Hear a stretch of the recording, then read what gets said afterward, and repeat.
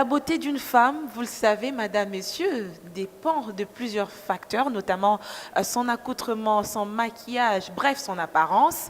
Alors aujourd'hui, nous allons parler de cette beauté vue par une experte, une Congolaise bien entendu. Il s'agit de madame Marie Makaya, propriétaire de Beauty in You. Madame, messieurs, bienvenue à votre nouveau magazine Femmes et bienvenue également à notre invitée. Merci, madame. Alors, je le disais tout à l'heure, la beauté d'une femme, elle dépendait de plusieurs facteurs. Aujourd'hui, je crois qu'on va plus parler du maquillage parce que vous-même, vous êtes professionnelle dans le domaine. Exactement. D'abord, d'entrée de jeu, comment vous définissez cette beauté pour vous? Alors écoutez, la définition de la beauté, elle est relative parce que pour moi, une beauté, une femme belle, c'est pas nécessairement quelqu'un qui répond aux critères tels que nous le voyons dans la société ou dans les médias, mais je pense que c'est une personne qui s'assume et qui s'accepte telle qu'elle est. Ah, ça c'est une très bonne définition, il faudrait d'abord s'accepter. Mais de manière générale, quels sont les critères de cette beauté vue par la société, comme vous l'avez dit tout à l'heure? Justement, c'est comme je dis par la société, vous savez, il y a beaucoup de critères, il y a beaucoup d'axes en fait qui définissent les critères de beauté et ça évolue avec le temps, ça évolue par rapport au pays dans lequel on habite aussi. Je donne un exemple, en Mauritanie par exemple, et eux ils aiment les femmes qui sont très grosses, qui ont des vergetures. Alors depuis l'enfance d'une petite fille, on la gave pour qu'elle puisse grossir et développer ces vergetures-là. Moi, je m'en tiens vraiment à ma première réponse, c'est que pour moi, le premier critère de beauté, c'est d'abord cette assurance que l'on a, cette acceptation que l'on a de soi, de s'accepter tel que l'on est. Si on est foncé comme moi, ben, on s'accepte tel que l'on est et on gère cette image. Comme moi, on s'accepte Exactement. tel qu'on est. Mais s'accepter tel qu'on est ne veut pas dire qu'on doit se limiter à ce que l'on présente comme apparence. Sinon, je ne serais pas venue aujourd'hui pour que vous puissiez me rendre belle pour cette émission. Qu'est-ce qu'il faut ajouter à ce que l'on a déjà?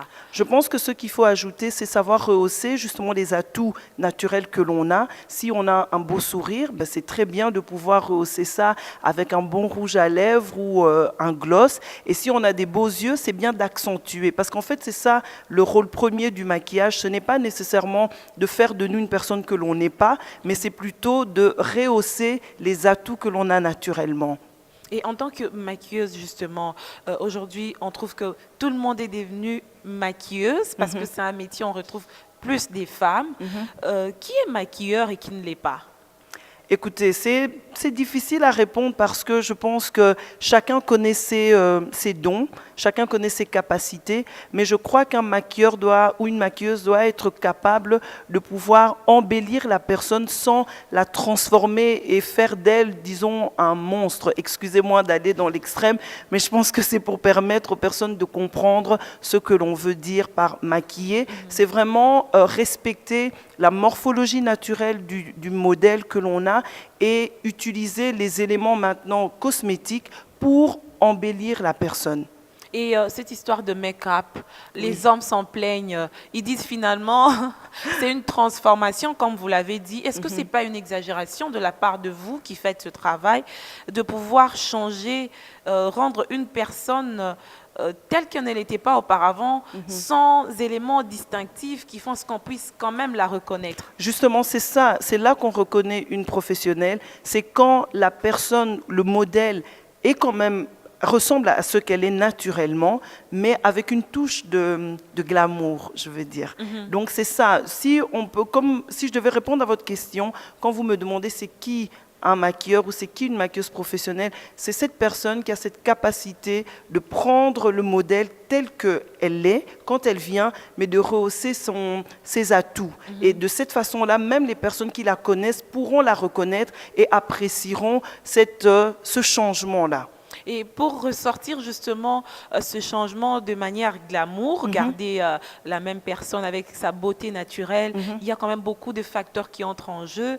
Le rôle de la peau dans tout ça? Écoutez, la peau a un rôle vraiment majeur et j'ai même lu dans un article où quelqu'un définissait en fait la peau comme notre carte de visite. Parce que lorsqu'on se présente quelque part, c'est la première chose que l'on remarque de nous. Notre teint est directement lié au type de peau que l'on a. Alors, quand on parle de la peau dans le maquillage, c'est primordial de pouvoir bien prendre soin de sa peau parce que poser un fond de teint sur une peau, c'est comme écrire sur une feuille propre. On sait mieux reconnaître la belle écriture d'une personne lorsqu'elle écrit sur une feuille propre que sur une feuille sale. D'où j'encourage vraiment les femmes à pouvoir avoir une bonne routine de nettoyage de sa peau, de bien entretenir sa peau parce que c'est essentiel. Et puis vous voyez, la peau est soumise à la pollution, aux rayons de soleil, donc c'est vraiment essentiel. À la consommation aussi de la nourriture au quotidien. Exactement, et c'est vraiment important de pouvoir reconnaître ces aliments aussi que l'on prend qui peuvent affecter négativement notre peau. Il y a quand même un problème avec les peaux des femmes, avec cette histoire d'hydroquinone, des cosmétologues qu'on trouve de partout, qui finalement entachent la beauté de la femme de manière négative. Comment vous gérez ces genres de problèmes lorsque vous avez des clientes comme ça? Disons que lorsqu'on a des clientes comme ça qui viennent, on essaye premièrement d'identifier le premier besoin, parce que le besoin clé, quand une personne a les conséquences négatives de l'hydroquinone, elle cherche à le camoufler. Et c'est le propre du maquillage, justement, ça peut aussi aider une personne à camoufler cela. Donc quand une cliente vient, on essaie d'abord de la conseiller, déjà de pouvoir arrêter d'utiliser cela, malheureusement, puisqu'elle a déjà les dégâts sur son visage. Et puis, on fait de notre mieux pour camoufler et donc lui vendre ou lui conseiller les produits qui lui permettent de vivre totalement bien au quotidien. Et en parlant, on va revenir quand même à ce phénomène de maquilleuse. Est-ce qu'une femme qui veut se rendre belle peut le faire d'elle-même sans recourir à une main-d'œuvre extérieure, par exemple à vous professionnels au quotidien? Si oui, quelles sont les astuces que vous donnez à ces femmes qui ont déjà ce goût-là de pouvoir se maquiller, à le faire de manière simple chez elles à la maison? Parce qu'aujourd'hui, finalement, tout le monde devient maquilleuse, comme on l'avait dit au début. Il y a YouTube, il y a beaucoup de choses qui peuvent aider, la lecture et tout, mais en tant que professionnel, quels sont les conseils que vous donnez? Écoutez, le premier conseil que l'on donne à Madame Tout-le-Monde, qui veut juste être belle dans le quotidien, c'est déjà de respecter sa carnation naturelle et donc de choisir un fond de teint qui répond à sa vraie couleur de peau. Et puis, on peut conseiller la dame selon son style de vie. Si c'est une personne active professionnellement et qui n'a pas le temps, on lui donne un coaching approprié pour l'aider à ressortir, à sortir bien. Donc la peau, ça c'est la première chose, de pouvoir unifier le teint, c'est donc un bon fond de teint ou une bonne poudre qui l'aidera. Et puis bien entendu avoir un petit mascara pour faire ressortir en fait nos cils et un gloss. Avec ça, dans le quotidien, une femme qui est très active ou qui est très pressée, avec ce minimum-là, elle peut déjà sortir et être bien. Je rajouterai les sourcils, parce que toutes n'ont pas des sourcils garnis, et donc il est important de faire un beau dessin, parce que le sourcil, en fait, ça donne l'expression de notre visage. Alors il y a des personnes que vous allez voir, elles ont peut-être toujours l'air fâchées ou sévères, mais si on change le dessin du sourcil, et vous verrez que ça va tout de suite changer. Voilà, ça va donner autre chose. Et je me rappelle bien, il y a des jours où j'ai raté mes sourcils à la télé, j'avais des remarques avec les téléspectateurs, bien sûr. J'ai dit, ils sont dans les petits détails, comme ça, ça veut dire que quelque part, ça donne une certaine... ça communique un message déjà, notre apparence en fait. Absolument. Il y a des types de femmes qui n'aiment pas du tout le maquillage. Qu'est-ce que vous pensez d'elles? Je respecte totalement, je veux dire, c'est comme des femmes qui n'aiment pas certaines coiffures, d'autres préfèrent avoir leurs cheveux naturels, c'est tout à fait respectable. Pourtant, c'est un atout de plus pour ressortir sa beauté, n'est-ce pas? Tout à fait d'accord avec vous, surtout étant professionnelle, je ne dirais pas le contraire, mais qu'est-ce que vous voulez? Il y a des personnes comme ça, et il nous est déjà arrivé aussi d'avoir des clientes qui viennent et qui disent non, je ne veux pas trop, et c'est avec ce que l'on a que l'on respecte aussi les désirs de cette personne-là. Donc si une personne vient au magasin et qu'elle dit elle veut un maquillage sobre, on fait le strict minimum, mais il faut que quand elle sort de la boutique, qu'elle soit pimpante. Alors votre concept Beauty in You, c'est quoi Beauty in You? Aujourd'hui, moi je vois que c'est un salon de beauté, un magasin, on a des produits de beauté, mais vous-même, la conceptrice, qu'est-ce que vous donnez, quel sens vous donnez à Beauty in You? Déjà avec le nom Beauty in You, si on le transforme, si on le traduit en français, ça veut dire la beauté en toi. le concept clé premier de Beauty in You, c'était ça. La beauté. C'était de faire ressortir en chacune de nous la beauté qui sommeille en nous. Et en fait, mon désir ou mon rêve, je dirais même mon plaisir, c'est quand une femme, après s'être maquillée, se regarde et elle dit « Waouh, je ne savais pas que je pouvais être aussi belle. » C'est comme moi aujourd'hui.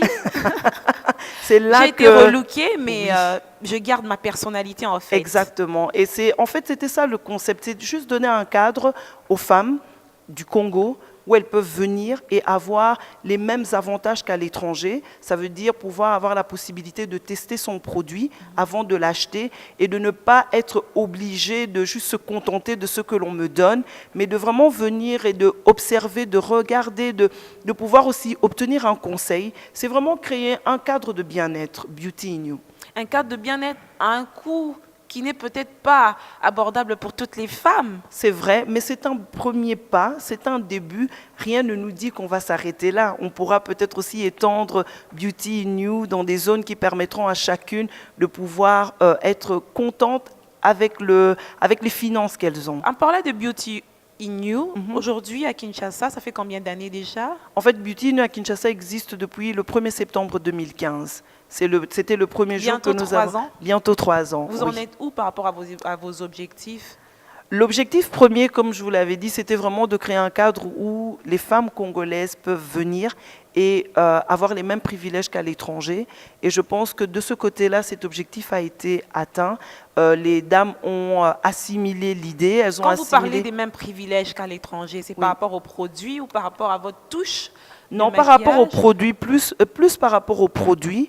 Et aussi par rapport, comme je vous le dis, à cette possibilité de tester, de voir aussi si ce produit me convient ou s'il ne me convient pas. Donner quand même la liberté à une dame de venir et de voir, ah tiens, ça correspond à ma peau, je peux prendre ça.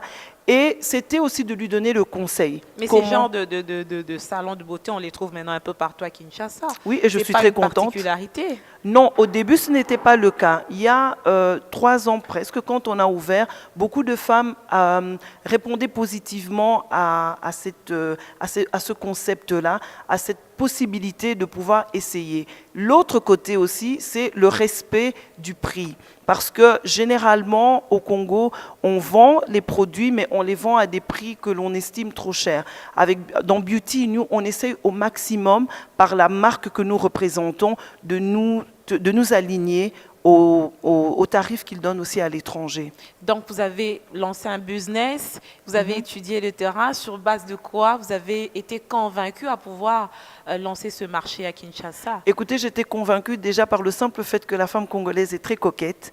Elle aime prendre soin d'elle et elle aime essayer, mais elle n'avait pas toujours l'opportunité de le faire. Alors, c'était pour moi pas une certitude parce que ça serait un peu prétentieux, mais c'était quand même des signes indicateurs qu'il y avait de la place pour ce type d'activité. La femme congolaise est très coquette, mais en même temps aussi, on reproche cette femme à être dans l'extravagance, dans la confusion. Par moments, on voit de maquillage jour, pendant la nuit, des maquillages nuit, pendant le jour. Comment mettre fin à cette confusion? D'autant plus que Beauty in You n'est pas à la portée de tout le monde. C'est quand même une certaine classe, il faut qu'on se le dise, Madame Marie. C'est vrai. Écoutez, ce que moi je crois fermement à la formation, à l'éducation, à l'enseignement. C'est vrai que la femme congolaise, elle est peut-être dans les extravagances, mais je pense qu'elle essaie de faire ce qu'elle peut avec ce qu'elle connaît. Alors le plus on l'expose, le plus on lui apprend, je pense que la femme congolaise, elle pourra très bien représenter le Congo partout où elle ira. Parce que quand on regarde le Nigeria, il y a quelques années, le Nigeria n'était pas non plus coté de façon internationale en ce qui concerne la mode ou en ce qui concerne le maquillage. Mais aujourd'hui, certains de nos mariages sont même influencés par la culture nigériane. Alors même pourquoi pas le Congo aussi, on a pris du Exactement. goût. Alors pourquoi pas le Congo demain? Parce que ces mêmes personnes ont eu des gens qui les ont formés, des personnes qui sont revenues avec une certaine connaissance dans leur pays d'origine et qui ont transmis cette connaissance. Alors c'est ce que moi j'aimerais faire. Est-ce que vous êtes aussi dans la formation? Voilà, on a lancé justement maintenant des masterclass. Ce sont en fait des classes où nous permettons à Madame tout le monde d'avoir une transmission d'informations. Vous m'avez posé ces questions avant. Comment est-ce qu'une dame peut faire? Ben justement, avec les masterclass organisées en début mai, on permet aux femmes de venir apprendre selon les modules qui leur convient, parce que tout n'intéresse pas tout le monde, selon les modules qui les préoccupent, disons, qui les intéressent. On leur donne la possibilité de venir et d'apprendre.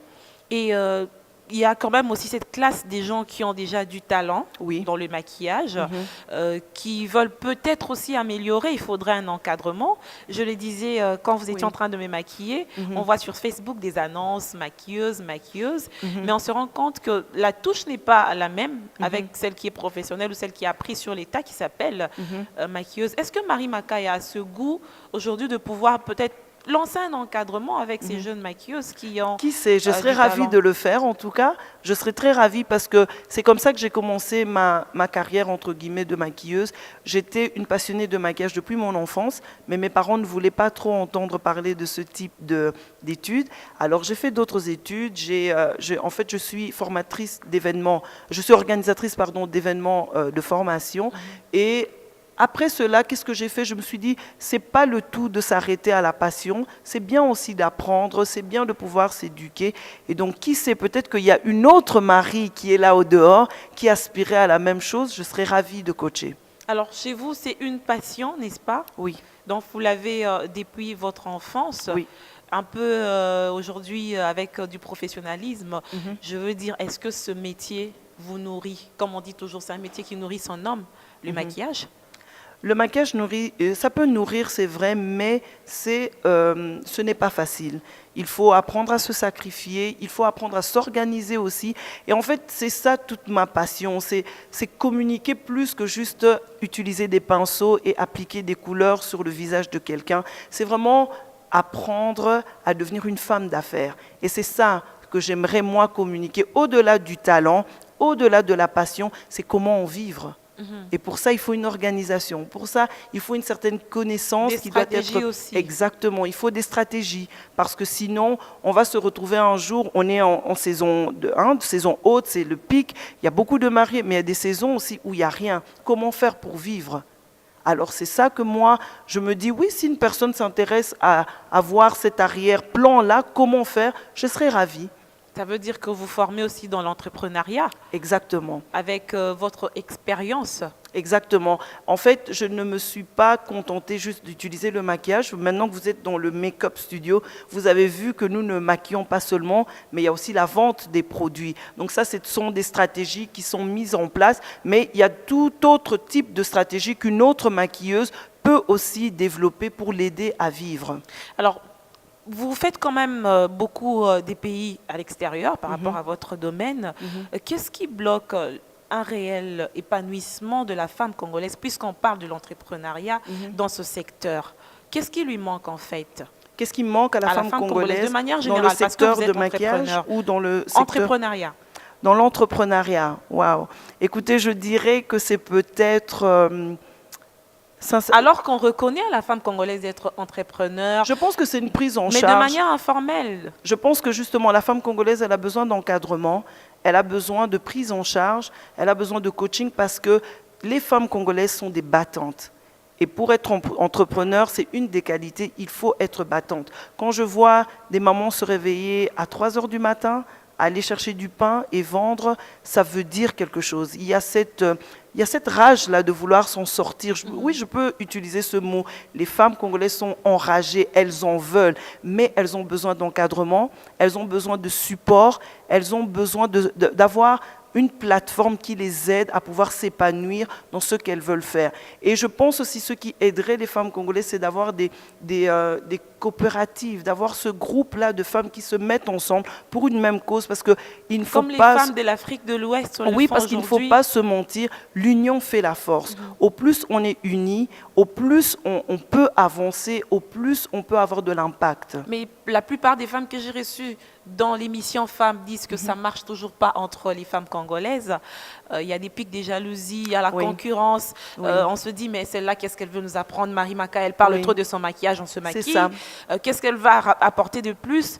Est-ce que vous pensez que la donne pourra changer dans les jours à venir? Qu'on fasse un peu comme les femmes de l'Afrique de l'Ouest, elles sont dans des Écoutez, synergies, je dans des l'espère de tout associations. cœur. Je l'espère de tout cœur que ça pourra changer. Moi, je ne prétends pas être la meilleure.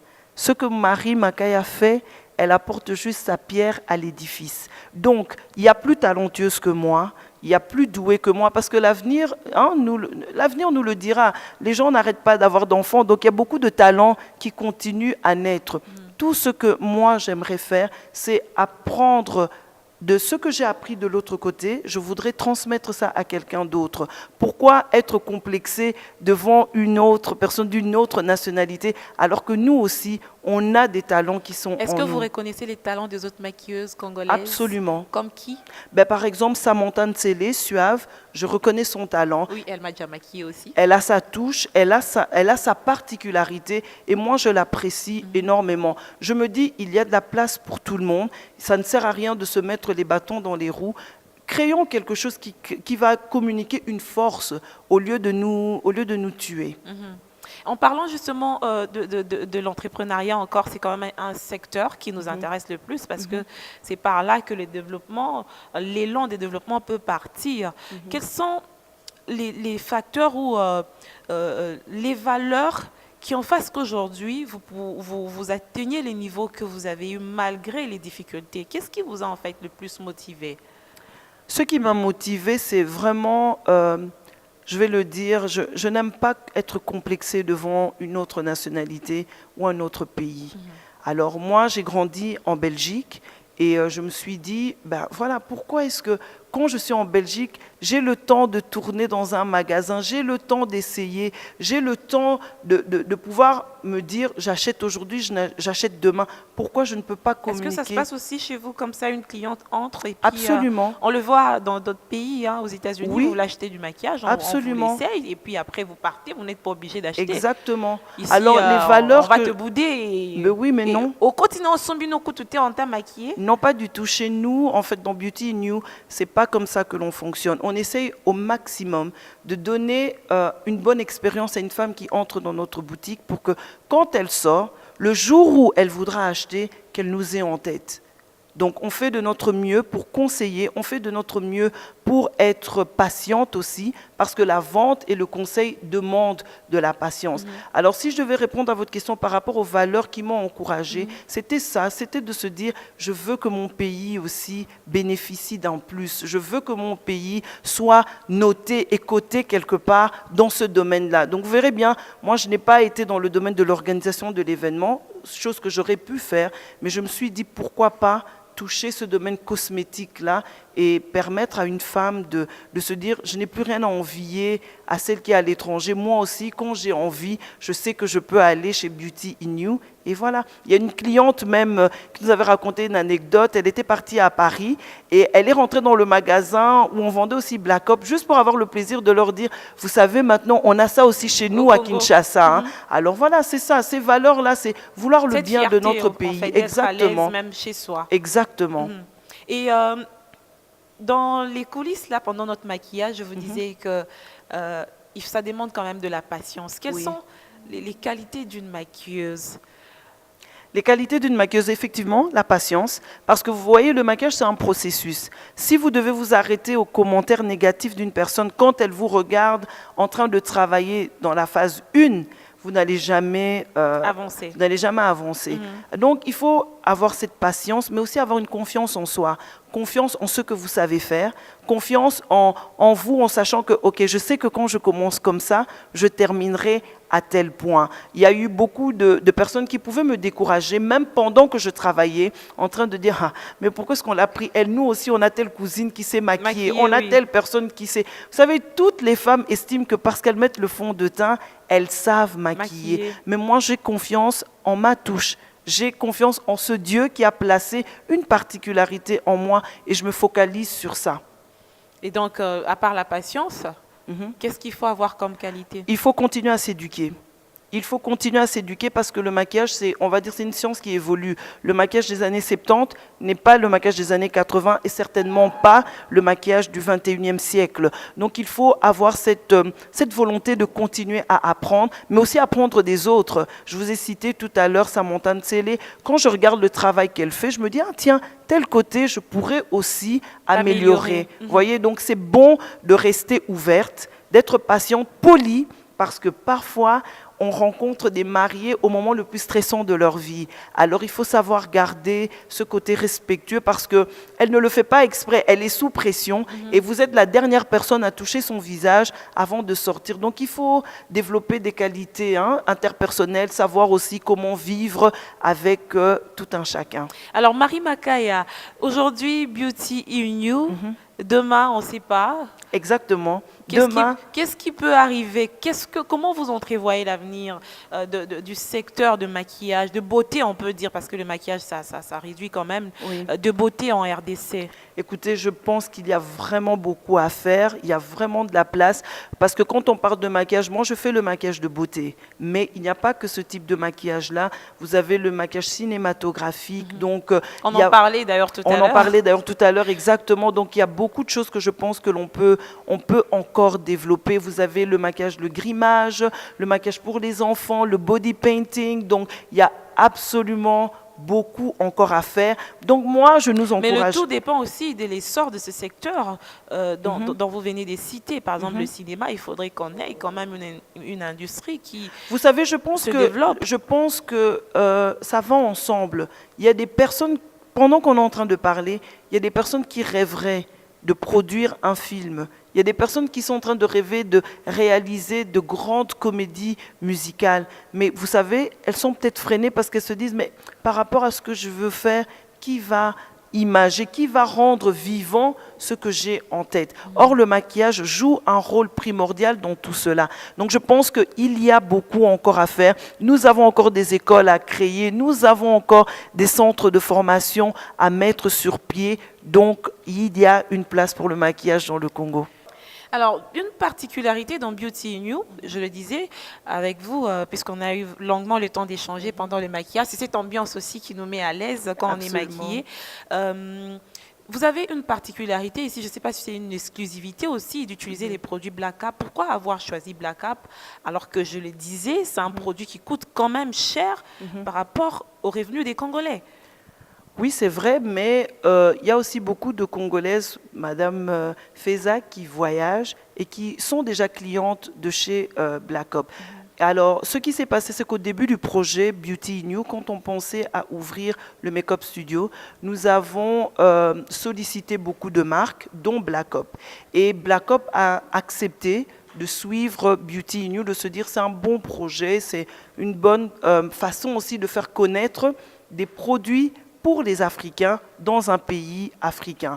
Et donc, on a commencé cette belle aventure depuis 2015. 3 ans maintenant. Voilà, 3 ans maintenant. Et nous suivons l'évolution de Black Cap. Black Cap suit notre évolution. Black Cap tient en compte de certains facteurs que nous leur suggérons aussi. Et donc, c'est juste comme ça. C'était une marque qui a donné sa chance à Beauty in You, mais qui a cru aussi qu'il y avait un marché assez conséquent pour pouvoir répondre aux besoins des femmes. Et donc, le produit se comporte bien sur le marché de beauté, c'est ça? Oui, absolument. Jusqu'ici, c'était un produit qui était d'abord exclusivement en France, mais maintenant, il s'étend, il s'élargit. Il est dans d'autres pays d'Afrique aussi, dont le Kenya, pour ne citer que quelques-uns. Et aussi, c'est un produit maintenant qui se vend aussi, même aux États-Unis. OK. Et une autre facette de vous que l'on ne connaît pas trop, puisque... vous vous cachez ou c'est parce que vous voulez qu'on découvre de nous-mêmes que vous êtes maman pasteur? Non, pas du tout. Je ne me cache pas. Je ne me cache pas d'être chrétienne d'abord, Avant d'être maman pasteur, je ne me cache pas du tout de croire en Jésus-Christ. Je suis fière d'être une chrétienne et c'est peut-être aussi une des choses que je voulais apporter, c'est que c'est possible d'être chrétienne et de pouvoir faire des affaires et rester Entreprendre. correcte avec son Dieu. Oui. En tant que maman pasteur, est-ce qu'il vous arrive de le dire aux fidèles de l'Église? Parce que l'on reproche aujourd'hui à l'Église de ne pas suffisamment encourager les chrétiens à entreprendre, surtout les femmes. Elles sont tout le temps parties prier alors qu'elles peuvent bien équilibrer leur temps. Absolument. Je crois que la vie chrétienne, c'est une vie d'équilibre.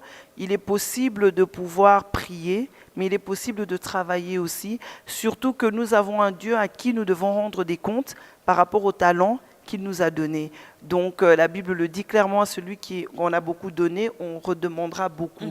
Donc oui, nous encourageons les femmes à pouvoir se découvrir, à pouvoir découvrir leurs particularités, mais plus encore à pouvoir découvrir leur raison d'être. On n'existe pas par hasard. Pourquoi est-ce que Dieu nous a créés? Pourquoi est-ce que Dieu aurait, le Dieu souverain vraiment que l'on prie, aurait juste gaspillé son temps en mettant une femme sur terre? Non, je ne le crois pas. Donc j'encourage les femmes à pouvoir se découvrir. Toutes ne sont peut-être pas appelées à entreprendre, mais toutes sont appelées à faire quelque chose. C'est cette étape-là qui est un peu difficile pour les femmes, se découvrir, la découverte de soi. Qu'est-ce qui peut aider à une personne à se découvrir, découvrir les talents qu'il a en soi et l'éclore au bénéfice de tous? On ne peut pas découvrir ce que l'on est si on n'est pas proche de la personne qui nous a créés. Or, celui qui nous a créés, c'est Dieu. Le plus on est proche de Dieu, le plus, même dans les choses les plus subtiles de la vie, le Seigneur peut commencer à nous révéler les choses. Moi, personnellement, ma maman même racontait des histoires. Oui, depuis que tu étais petite, tu savais où on devait mettre le rouge à lèvres, tu savais où est-ce qu'on devait mettre le fard à joues. C'était ça qui m'intéressait.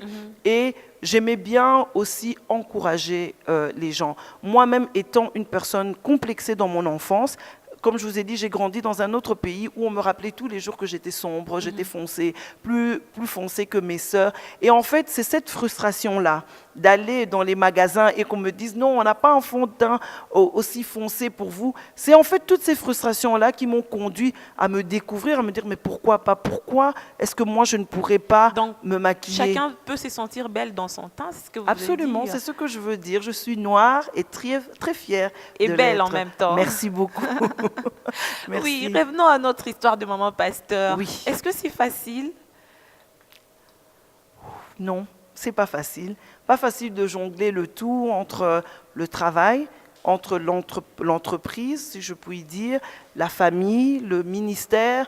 Oui, c'est pas facile, mais c'est faisable. Comment vous faites pour garder justement cet équilibre entre la vie de famille, vie Oui. professionnelle et vie spirituelle, si je peux l'appeler comme ça? Écoutez, la vie spirituelle, c'est une discipline. Je ne peux pas me passer du temps dans la présence de Dieu parce que c'est Dieu qui me soutient, c'est Dieu qui permet que Beauty in You puisse exister, c'est Dieu qui a mis toutes ces choses-là en place. Et donc, j'avais toujours dit que Beauty in You ne sera jamais un obstacle pour moi pour servir Dieu. Ça, c'était déjà clair. Mais Alors à part que vous ça, devez partir chercher des produits, oui. vous devez vendre sur le plan marketing, ça Oui, demande mais vous devez réfléchir. j'ai une bonne équipe. J'ai une bonne équipe et c'est là que justement je voulais en venir. J'ai appris à développer oui, les bonnes personnes autour de moi. Dieu m'a donné des bonnes personnes et j'ai appris à développer leurs talents qui peuvent m'aider aussi. Alors j'ai toute une organisation à la maison pour s'occuper des enfants, organisation pour avoir le temps de famille aussi, organisation pour avoir le temps avec mon époux, mais organisation pour être présent à la boutique aussi et à l'église. Ça veut dire que la femme peut faire beaucoup de choses au même moment. Oui, nous sommes appelés à ça, on est des multitâches. Je suivais un prédicateur un jour qui disait que vous pouvez avoir une femme, elle peut être au téléphone en train de cuisiner et s'occuper des enfants en même temps, en train de gérer telle chose, c'est possible. Les femmes, nous avons cette particularité-là, donc on peut l'utiliser à plusieurs choses. Je ne veux pas utiliser le mot chance, mais quel avenir ou quel taux de pourcentage vous donnez à l'avenir de la femme par rapport à sa réussite de manière générale? La femme congolaise, quand vous l'observez, dans les jours à venir, comment vous l'entrevoyez? Moi, je suis plutôt du genre optimiste. Je préfère voir le verre hein, à moitié plein qu'à moitié vide. Alors je crois que ça sera, je pense qu'on peut y arriver, surtout que les femmes se sont bien réveillées quand même au Congo, parce qu'il faut aussi le noter, il y a beaucoup plus de femmes entrepreneurs dont on entend parler. Mais qui ne partagent pas aussi leur expérience, hein, Marie Mais Makaya. peut-être parce qu'on ne leur donne pas l'occasion. Je ne crois pas du tout que c'est par souci de, allez, que c'est pour une cacher raison les non, je ne secrets de crois sa pas du tout. réussite. Je ne Par pense pas moment, du oui, tout. les femmes s'en plaignent. Vous pensez? Moi, personnellement, je ne crois pas. Je Vous, pense... si vous êtes ouverte, ce n'est pas le cas pour d'autres femmes. Hein. Alors, il y a encore d'autres femmes ouvertes. Il faut les chercher, il faut les rendre plus vocales. Et c'est peut-être elles qui aideront chacune à pouvoir dire c'est possible, on peut y arriver. Je suis optimiste et je pense que le Congo peut évoluer, mais plutôt la femme entrepreneur congolaise peut y arriver. Il y a des difficultés, mais vous savez, il y a des difficultés partout. Alors maintenant, il faut identifier quel est notre rôle. D'autres ont été pionnières aussi sous d'autres cieux. Alors peut-être que celles qui vivent des difficultés maintenant sont pionnières pour permettre à nos filles demain, elles, de pouvoir déjà avoir un héritage et de pouvoir bâtir sur ça. C'est possible. C'est possible, absolument. Votre dernier mot. Mon dernier mot, je vous remercie beaucoup pour cette opportunité de pouvoir partager ma petite expérience et je voudrais inviter aussi les femmes qui nous suivent à pouvoir s'inscrire à nos masterclass qui commencent le 7 mai 2018. Le coût est de $50 par module. Mais je sais, parce qu'il y a d'autres qui ont dit oui, mais c'est quand même cher. Oui, c'est parce qu'en fait, en avec venant, la conjoncture actuelle. c'est vrai, mais c'est parce qu'en venant à la boutique, on donne déjà accès à toutes femmes, celles qui ont de matériel comme celles qui n'ont pas de matériel, à pouvoir utiliser ce qui est sur place. Donc c'est pour ouvrir ça à un maximum de personnes. Je l'ai dit à une autre personne et je le dis encore aujourd'hui, donnez-nous au moins une chance de prouver d'abord ce qu'on est capable de faire avant de nous mettre les bâtons dans les roues. Ah, on ne vous mettra pas les bâtons dans les roues. Je vous remercie. Beauty in You, c'est au shopping mall, c'est ça, le Oui, premier c'est ça. mall? Nous sommes situés au premier shopping de Kinshasa et on est en fait sur l'avenue Lukusa, derrière l'ANAPI. Alors pour toutes ces femmes qui veulent mettre en valeur leur beauté avec une petite touche de maquillage glamour, vous avez suivi aujourd'hui quelques astuces d'une professionnelle, une Congolaise par surcroît. C'est une fierté pour la nation congolaise entière, Madame, Messieurs. Merci de nous avoir suivis encore pour ce magazine Femmes. Nous vous retrouvons très bientôt avec une autre expérience dans un autre domaine, toujours pour vous permettre de croire en vous et de bâtir ce beau pays qui est la République démocratique du Congo. Merci. Merci.